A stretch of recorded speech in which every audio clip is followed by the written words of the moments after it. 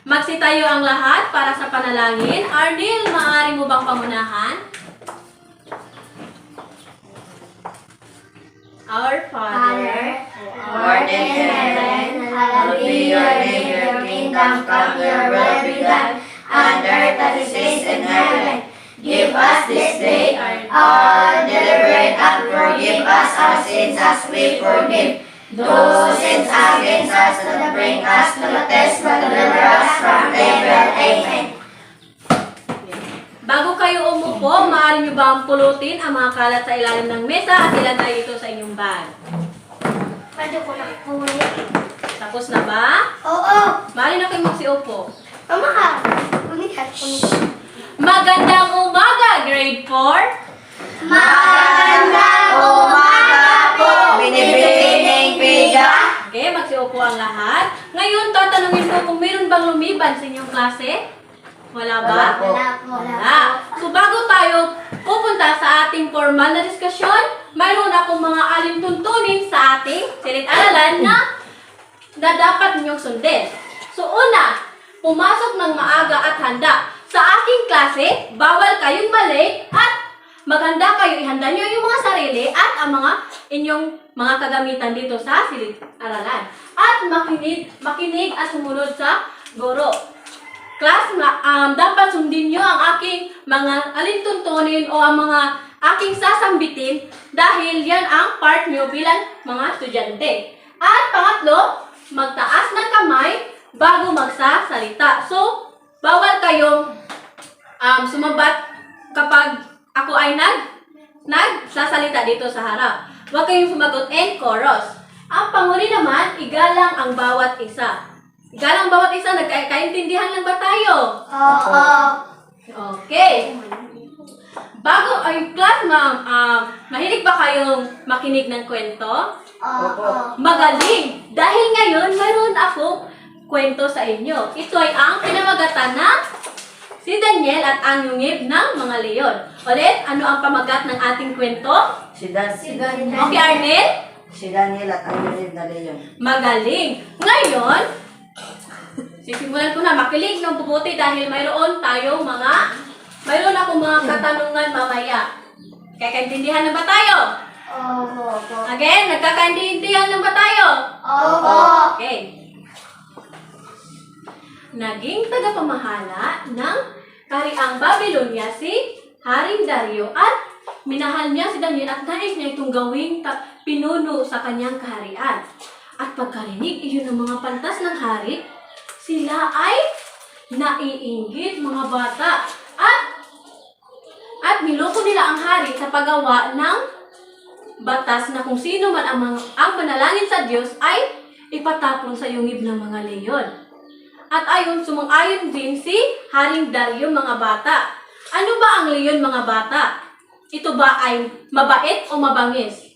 Mabangis. Mabangis, Jean. Ang mga leyon ay kumakain ng mga bata ng katulad ninyo. At nung pagkarinig ni Daniel mga bata, siya ay nagpatuloy sa pagpanalangin at pagdarasal sa Diyos. At nakita iyon ng mga pantas. At ang mga pantas ay agad itong nagtungo sa hari at isinumbong si Daniel.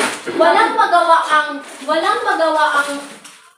ang hari mga bata kundi sundin ang batas. Dahil ang batas ay batas. Kaya ipinatapon si Daniel sa yungib ng mga leyon, mga bata. Sa tingin niyo, mabubuhay pa ba si Daniel? Ikaw, Lo? Oo. Mabubuhay? Well, tingnan natin mamaya. At si Daniel nung nasa yungib siya ng mga leyon, hindi siya natakot mga bata, kundi siya ay nagdarasal. Kaya kinaumagahan, nagtungo si Haring Dario upang tingnan niya kung si Daniel ay buhay pa ba o wala na. Ngunit pagkarating niya mga bata, siya ay nagagalak dahil si Daniel ay buhay pa, magaling. At sabi ni Daniel na inutusan ng Diyos ang anghel na takpan ang mga bibig ng mga leyon upang hindi siya kagatin. Sa halip na ang mga leyon ay mga mababangis, naging kaibigan pa niya ito. At pagkarinig iyon ng hari, agad niyang pinarusahan ang dalawang pantas at ibinahagi sa kaharian ang kabutihan at kapangyarihan ng Diyos. So sa tingin niyo mga bata, ano ba ang wakas ng ating kwento ito ba ay masaya o malungkot? Masaya! Masaya. At dahil dyan, at dito nagtatapos ang ating kwento at dahil dyan, mayroon akong mga katanungan. So sino-sino ang mga tauhan sa kwento? GN! Si Daniel. Si Daniel? Ano pa? Sino pa? Si Dario. Kalendaryo? Huwag tawanan. At ang mga Layos. pantas. Pantas, okay. So, saan nga ba naganap ang kwento? Saan naganap ang kwento? Arnel? Saan naganap? Sa Babylonia. At sa? Asa yung Ng mga Ng mga magaling. At ano ang pinakitang kilos at gawin ni Daniel sa kwento? Ano nga ba ang kilos at gawin ni Daniel sa kwento? Ano ang ipinakita ni Daniel, mga bata? Ano ang pinakita? Arnel? Ang lalasan. pagiging matapat sa Diyos. Magaling at Richnil. Luke, masaya ba o malungkot ang wakas ng kwento? Masaya. Masaya, magaling. At kapag kayo ay sasagot, ano ang gagawin? Tumayo ulit. Masaya ba o malungkot ang kwento? Masaya. Okay, magaling. So, Richnel, pakibasa atin yung sagutan. Sa inyong palagay, ano-anong mga ugali o kilos ang dapat magkaroon ang isang batang katulad niya? Ano nga ba? Mabuti. Ano nga ba ang kilos o ugali ang dapat magkaroon katulad ba ni Daniel? Yeah. Oh. Ano ba ang kilos ni Daniel? Magdalasan. Nagdarasal. Ano pa? May takot sa Diyos. Magaling. At dahil dyan, bigyan nyo ng 5 palakpak ang inyong mga sarili. 1, 2, 3, 4, 5. Magaling mga bata. At bago natin tatalakay ng ating panibagong paksa, babasahin muna natin ang layunin ngayon sa ating paksa. So, pagkatapos ng kalahating oras na talakayan, ang mag-aaral ay inaasahang pakibasa ng sabay-sabay.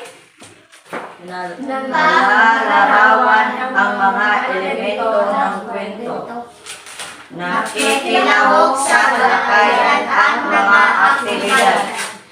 Naiuugnay ang ilang pangyayari sa kwento sa tunay na buhay at napapahalagahan ang mga elemento ng mga kwento. So ngayon mga bata, ating tatalakayin ang pakibasa ng sabay-sabay. Mga elemento ng kwento. Ulit, pakibasa ng sabay-sabay. Mga elemento ng kwento. Okay, magaling. So bago dyan mga bata, atin munang tatalakayin ang kwento kung ano nga ba ito. Meron ba kayong ideya kung ano ang kwento? Wala. So ang kwento ay, Meron daw. ito ay ang, Arnel, pakibasa. Ang kwento ay isang salaysay hingil sa isang mahalagang pangyayaring kinasangkutan ng isa o ilang tauhan at may kakintalan o impresyong lamang. So ang kwento pala mga bata, ito ay salaysay. Ito ay nagpapaliwanag, ito ay makaaaliw, at ito rin ay ang nagbibigay ng, dito din maibahagi ang emosyon ng mga mambabasa. Maaari itong, ang kwento ay nangyari sa totoong buhay, at maaari rin itong imahinasyon lamang. At ang kwento ay mayroong 3 mga elemento. Uunahin natin ang, ano nga ba ang una? Tauhan. Richnel, maaari mo bang basahin? Tauhan. Nagbibigay buhay sa kwento. Maaaring ito ay tao o kaya hayop na binibigyang buhay. Maaari rin itong mabuti o masama. Okay. So ang tauhan, ito ay ang mga gumaganap sa kwento. Ito ay ang mga karakter. Kagaya ng sinabi nyo kanina na sa ating kwento, ang mga tauhan ay sina Daniel, Haring Dario, at ang mga pantas. So, sa tingin nyo, sino doon ang masama sa kwento? Ang Dalawang pantas. So, ang masama sa kwento na sila ang ang yung dalawang pantas, sila rin ay parte ng mga tauhan. At ang tauhan, mga bata, maaari ring mga bagay, kagaya lamang ng inyong ballpen, maaari itong gawa ng kwento na nagsasalita. Depende yon sa kung sino ang focus doon sa kwento, kung sino ang mga gumaganap. Ito rin ay ang nagbibigay ng kulay sa kwento. Again, dapat yung malaman na ito ay nagbibigay ng kulay sa kwento. Okay, magaling.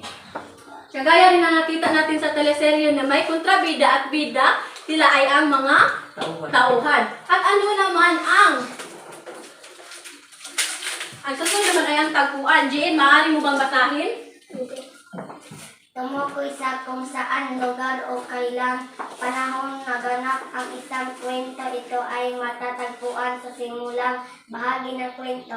Again, ang tagpuan ay natatagpuan sa simula ng kwento. Hindi lamang ang tagpuan, maaari rin ang tauhan ay makikita sa simula ng kwento. So, ang tagpuan, class, ito ay ang saan naganap ang kwento. Kagaya lang sinabi nyo kanina na saan nga ba nagaganap ang kwento, kanina, Sa Babylonia at sa yungib ng mga leon. Okay. So, ang tagpuan, again, ito ay ang kung saan nagaganap ang kwento. Ito ay ang lugar na sinasangkutan ng Mga tauhan. Okay, very good, Arnel. Bakit nga ba si Arnel ang palaging sumasagot, ha? Okay. At susunod naman, ang panghuling elemento ay tinatawag na banghay. Richnel, okay, look, maaari mo bang basahin? Okay, tumayo at pakibasa. Maayos na pagkasunod-sunod ng mga pangyayari. So, ang banghay, class, ito ay ang pagkasunod-sunod ng mga pangyayari. Ulit, ito ay pagkasunod-sunod ng pangyayari. Ano nga ba ang nangyari sa simula, gitna, at wakas? Kung sa simula naman, ano ba ang naroon sa simula? Arnel, ano ba ang naroon sa simula? Mga Layon. tauhan at Layon. tagpuan. At sa gitna naman, ano nga ba ang mga pangyayari sa gitna? Nahaharap ng tauhan ang Layon. nahaharap ng bida ang mga problema. Magaling, nahaharap ng mga bida ang problema. At sa wakas naman, ano nga ba ang nasa wakas, Richnel? Nalipay. Mga problema. Again, ano nga ulit, Arnel? Nabigyan na ng solusyon ng problema. Nabigyan na ng solusyon ng problema. Maaari ring hindi. Dahil ang sa kwento, maaaring malungkot o masaya ang kwento. So, meron ba kayong mga katanungan sa ating paksa ngayon? Wala. Ulit, ano nga ba ang tatlong elemento ng kwento? Tauhan, tagpuan, banghay. Ang tauhan ay ang mga gumaganap sa kwento. Ano naman ang tagpuan? Ito ay ang lugar kung saan naganap ang kwento. At ang banghay ay ang pagkasunod-sunod ng pangyayari. magaling. At ngayon mga bata, magkakaroon tayo ng aktibidad. Ito ay ang... Shhh! Bakit kayo tumatawa?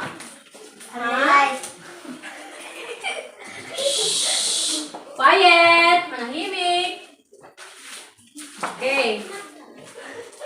Bakit nga ba? Ma'am, di lagi na ako salit, ma'am. Okay, pakibasa. Sabay-sabay. Pangkatang aktibidad. Panoto. Ano to? Pagkatin ang mga mag-aaral sa dalawang grupo. Bawat grupo mayroong babasahin, kwento at sagutin ang mga sumusunod na tanong ng 10 minuto. Okay, ngayon class, papangkatin ko kayo sa dalawang grupo. Dito ang unang pangkat at ito naman ang pangalawang pangkat. Tandaan nyo class na mayroon lamang kayo ng 10 minuto. Okay. 5 minuto lang. Para dali. Look. Ito na. Okay. Bibigyan ko lamang kayo ng 10 minuto sa pagsulat. Sagot. Ayaw ko ulit ba? Okay. Dapat tahimik lang at nagtutulong-tulungan. Ay, kasi ano na Okay. Kung kayo ay tapos na, maaari nyo nang ipasa sa akin. Tapos na ba? Wala pa. Wala pa? Bago pa lang kami. Okay. Take your time.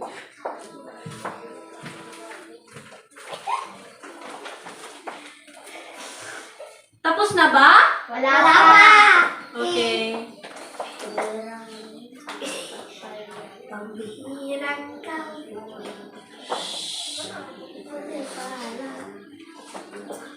Tapos na ba kayo? Okay. Maaari yun ang ipasa kung kayo ay tapos na. Okay. Ngayon,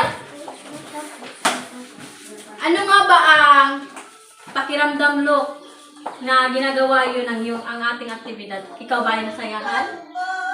Oo. Okay, magaling. At upang mas malaman ko kung kayo ba ay nakakaintindi na mabuti sa ating tinalakay ngayon, kung kayo ba ay nakikinig sa akin ng mabuti, mayroon tayong pasulit. At bawal nyo sundin ang sagot ng inyong katabi, okay? Dapat sa inyong understanding lang. Okay.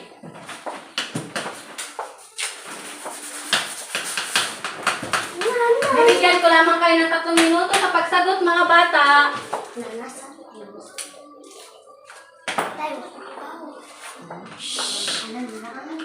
Okay. Panuto. Sagutin ang mga sumusunod na tanong tungkol sa elemento ng kwento. Isulat ang letra ng tamang sagot sa isang kapat na papel.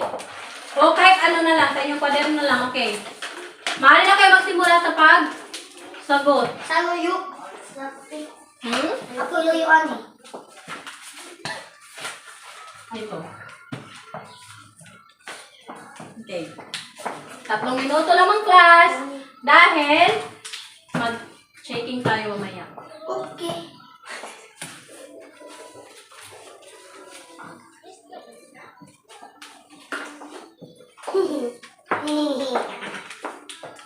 Pakitaas ng iyong lapis o ballpen kung kayo ay tapos na. Kabihara. Okay, magaling look.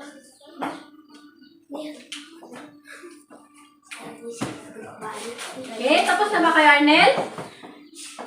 Now, Wala Marami na. na. Talaga. change na. Change to the paper paper. Change na. Okay. Change your partner.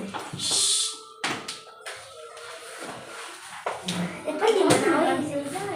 Tahimik lang. Okay. Una. Arnel, pakibasa at sagutan. Ang patlang ay nagbibigay buhay sa kwento. Ano nga ba? Si Taon. Okay, tawan. Mari mo bang bilugan, Arnel?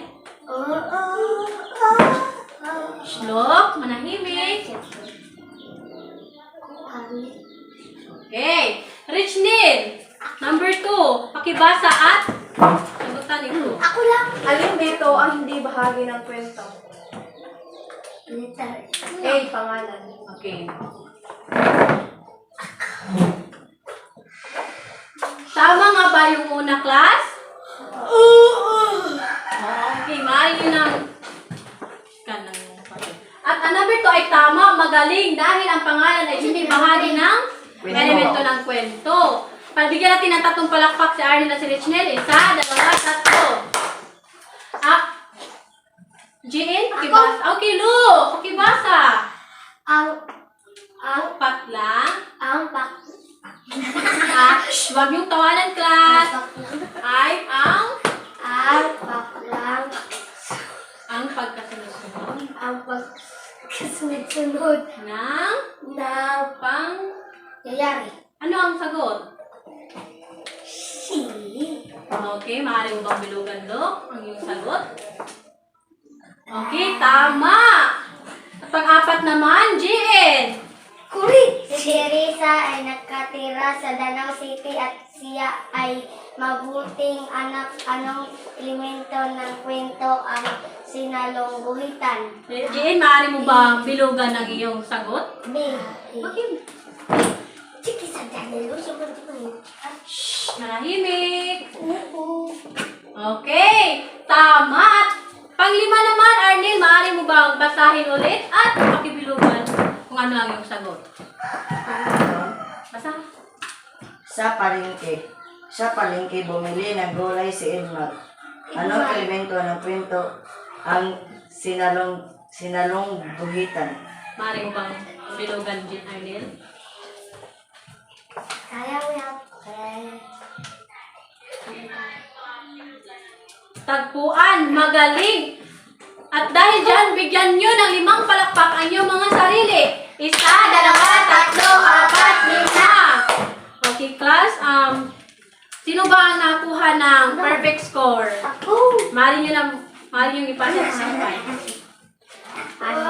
Uday. Tara. Kuha na. Tara kang Arnel, doon ka buok. Yes. Pag-iirit ang bida. Tara ka buok. Kung giiris ka, sumunod ka ano. Magaling kayong lahat dahil nakakuha kayo ng 10/10. perfect score. At ngayon, class, mayroon akong katanungan sa inyo. Umupo kayo ng maayos, umupo ng maayos. Dito ko malalaman kung kayo ba talaga ay nakikinig sa akin. Okay. So, ano nga ba ang Arnel at Luke? Wag matigas ang ulo. Okay. Ano nga ba ang tatlong mga elemento ng kwento? Arnel! Tagpuan, bangay. At ano naman ang tauhan, Richnel? Ang tauhan na nagbibigay ang buhay sa kwento. Sila ay ang mga... Sino nga Tauhan. sila? Sila ang mga Gumaganap sa kwento. gumaganap sa kwento. Ano naman ang tagpuan, Jikin? Tagpuan. Ito ay ang lugar kung saan naganap ang Kwento. kwento. At ano naman ang banghay? Pag sunod-sunod na pangyayari. Okay, ang pagkasunod-sunod ng pangyayari, dito natin malalaman kung ano ang wakas ng kwento. Ano nga ba? Masaya o? Masaya Masaya malungkot. Okay, nagkakaintindihan lang ba tayo, class? Look, nagkakaintindihan lang ba tayo? Oo. Oo, at ano ang kasunod sa oo? Okay, very good. Bigyan nyo ng good job. Clap ang inyong sarili. G-O-O-D-G-O-B. Good job. Good job. G-O-O-D-G-O-B. Good job. Good job. At dahil din class, mayroon tayong takdang. Mayroon kayong takdang aralin. At ipapasa nyo ito sa susunod natin na pagkikita. Okay? Maliwanag lang ba? Okay.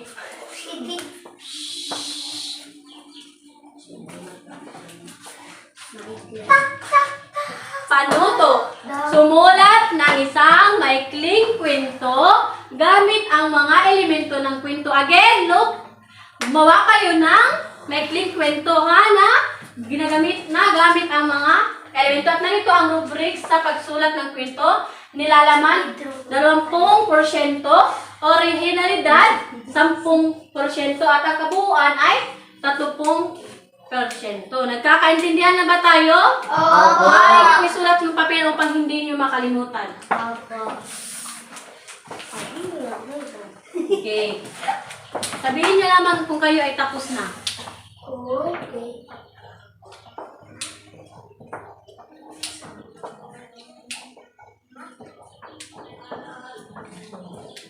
Tapos na ba ang lahat? Wala pa.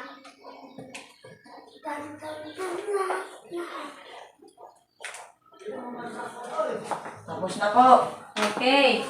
Yung tagalan ay... Wala pa. Ay, wala pa si G.A. Huwag kayo magbadali. Sa kuboy. Ano yun? Okay, tapos na. Wala ako sa katungkat. Hindi ka patapat, Jen. Ay. Tapos na bang lahat? Tapos. Kung sa ganun ay, ito lamang nagtatapos ang ating klase. Paalam at maraming salamat, grade 4. Paalam at maraming salamat po, Pilipineng Pida. Okay, maaari na kayong, maaari nyo nang kainin yung snack. Comic snap.